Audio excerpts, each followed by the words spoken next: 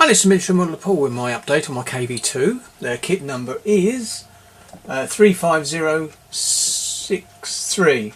Is it 63? Yep, 63. Sorry about that. Yeah, I'm just looking at the box over the other side. Really come a long way with this one. I've actually got all the photo etch on. I wished I could put a bit of detail in, but I don't think you see a lot in there. But I will spray inside white. And it's a shame there wasn't a gun in there for we can see through the hatch, but I'm not too worried. But if I ever do one of these again, I think the trumpeter one has got a bit of internal details. The only thing is it will be the same as this, and unless you get the early one with all the like support bars across here and a slightly different shaped turret. But I believe there's only 4 of those built, so they wouldn't be really that that many in the field. So there you go. So anyway, let's get going. So what I've done is I can see I've got I think I might have said the barrel in it last time, but you can see all the P's in place. The tracks fit. The actual body of the top hole has been completed, and it's actually clipped down as it would be if it was a radio control one. Now I was going to use the photo etch, and I'll just bring around slowly.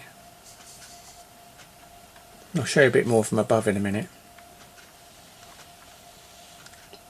I have actually added a brass handle onto the back door and drilled out the machine guns. I think I might have mentioned that last time.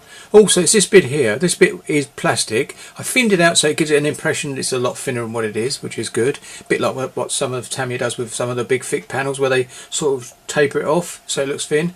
It does the job. Underneath here is actually a wire mesh grill, which you're never going to see, but it's in place underneath there.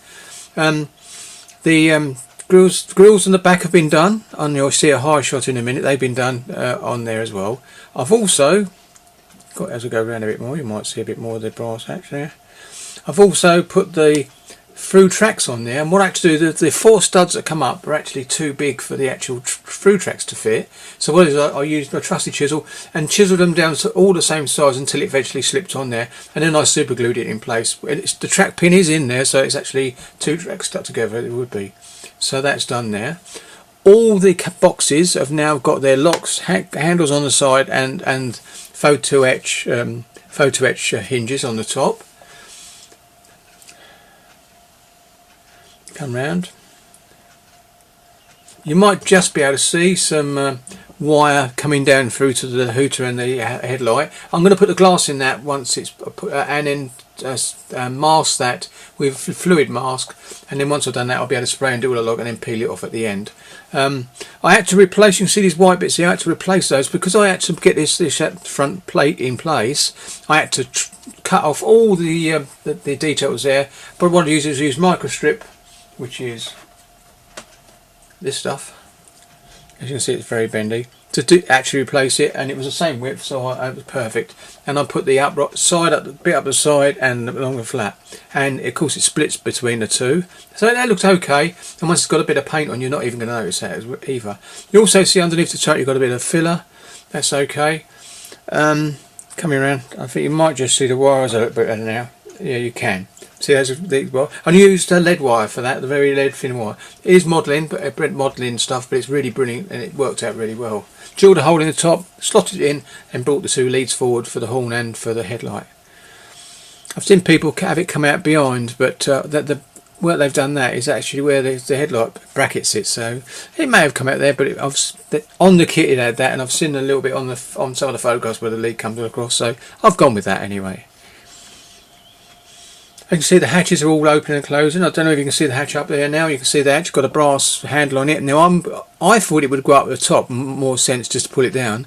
But the point is, what it actually has, it's got it there. It shows you in the Edward instructions to be in there. And I couldn't see a hatch open at the top, so I've gone with that.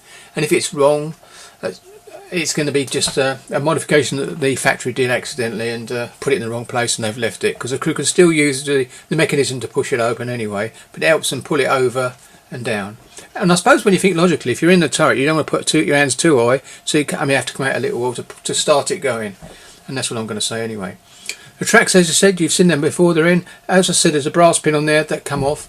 So when I come to painting this vehicle, I can actually lift off the turret and do them all separate and spray the white inside the turret and all. The actual turret roof looks as if it's on there permanently. It's not. It's actually just pushed into place, and it's not a bad fit anyway. So there you go. I'll be back in a second. I'm just going to give you a top-down view. Be back in a second. Hi, I'm back, and basically, as you can see, the top down view, and you can see the actual meshing had gone in place. Really nice, solid. Both sides were done, obviously. I actually put the hinges are actually placed on the cup. All the actual covers had to be peeled off, and the colour discoloration in the plastic is because where I was sanding and doing bits to get rid of all the moulded parts. Come around a bit further. Now you can't see from this angle, but I will go down later. But these actual exhausts have actually been hollowed out. Both of them exactly the same. They're really nice. I'm quite pleased with that. Yeah, so I don't know if I'm going to be able to see anything, but if I turn the turret, as you can see, it's very free moving. There you go. If I do that, it gives you a look inside the actual commander's hatch, which is quite nice. It's been white in there. There'll be no. I was tempted to do the inside, like I said, but may do that on a future one. I've got other kits that actually got full details inside anyway, so that'd be different. So, as you can see, there is one thing I've got to build, and that's the periscopes for here, here, and the one down here. There's 3 in total, sorry. And I'm going to use clear plastic like I did on my 1/16 Tiger. Cut it to shape it, make it so it fits, and then mask off the slot where the glass panel would be, and then spray it black, and then stick it in there right at the end after most of the painting's been done. So basically then I can just cover a bit of masking tape over these hatches and then spray around where I want to do whatever I want to do. So that's it. So that's the end of this bang. I'm going to come back in a couple of seconds, won't be long, and I'll see you in a minute.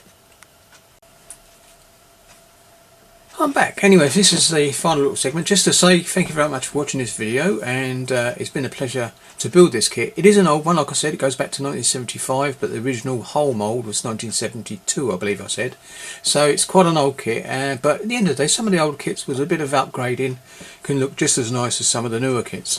It's a shame there weren't a bit of detail inside, but then again, you know, just the muzzle of the gun, like there is on some of the other Tamiya kits, and just a little bit where the driver's seat is there, so that because he's more or less sitting in the middle, as you can guess, and but we can live with that. So thank you very much for watching, and anyway, I'll catch you on the next update. The next update, which you should see in a bit of paint before I start weathering. So here we go. Happy Christmas if I don't go do another video before that point, and Happy New Year. Happy modelling.